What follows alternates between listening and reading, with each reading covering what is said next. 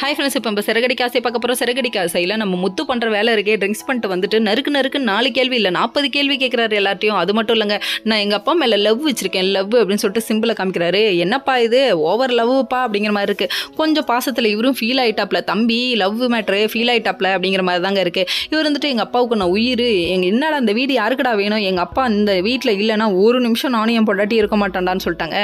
வேற லெவல். அது மட்டும் இல்லை, ரவிக்கும் கொஞ்சம் ஃபீல் ஆயிடுச்சு. ரவி உன் மாமனார் மாமியார்ட்ட சொல்லுப்பா, குடும்பத்தை பிரிக்கலே குறியா இருக்காங்கப்பா அப்படின்னு சொல்றாங்க. உடனே பல குரல் சேர்ந்து வராங்க.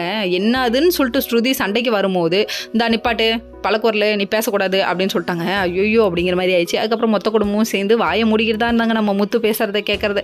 ஏன்னா பாசம் ஓவரா இருக்குல்ல, என்ன பண்றதுங்க, வீட்டில் கடைக்குட்டியா இருக்காரு, பாசம் ஓவரா தான் இருக்கும் அப்படிங்கிற மாதிரி இருக்கு.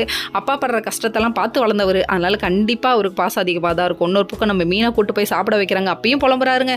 சரி புலம்புனதெல்லாம் போதும்ப்பா, போய் படுப்பா அப்படின்னு சொல்லிட்டாங்க. மறுநாள் விடிஞ்சோடனே திடீர்னு ஒரு அலாரம் அடிக்குது. என்னையான்னு பார்த்தா மணி ஆட்டுற சத்தமா இருக்கு. என்னையா அது, யாரையா அது பூஜை ரூம்ல மணி ஆடிட்டு இருக்காங்கன்னு சொல்லி பார்த்தா நம்ம முத்து சாமி கும்பிட்றது என்னத்துக்கு சாமி கும்பிட்றாருன்னு பார்த்தா, நேற்று நைட்டு பார்த்த வேலைக்கு வீட்டில் எல்லாரும் திட்டுவாங்க நினச்சி பயந்து போய் சாமி கும்பிட்டு இருக்காரு. இதெல்லாம் ஒரு பக்கம் இருக்க.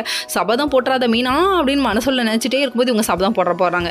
நீங்க ஏன் மாமா கவலைப்படுறீங்க, என் புருஷன் சொல்லிட்டு ஐயோ இவ சபதம் எடுக்க ஆரம்பிச்சிட்டா, நம்ம இந்த இடத்த விட்டு காலி பண்ணிடுறான்ப்பா அப்படின்னு சொல்லிட்டு நைஸா நழுவு பார்த்தாரு. கடைசியில் பார்த்தா மாட்டிக்கிட்டாரு. உடுப்பா நானே சம்பாரிச்சு கட்டி வைக்கிறேன், வேற வழி இல்லை, நான் கட்டித்தரேன், உனக்கு என்னப்பா ரூம் தானப்பா வேணும், நீ மனசு கஷ்டப்படவே கூடாதுப்பா, நான் கட்டித்தரேன், அவ்வளோதான் அப்படிங்கிற மாதிரி அவர் நினைச்சிட்டாரு. ஓகே ஃப்ரெண்ட்ஸ், நெக்ஸ்ட் வீடியோவில் பார்ப்போம். பாய்.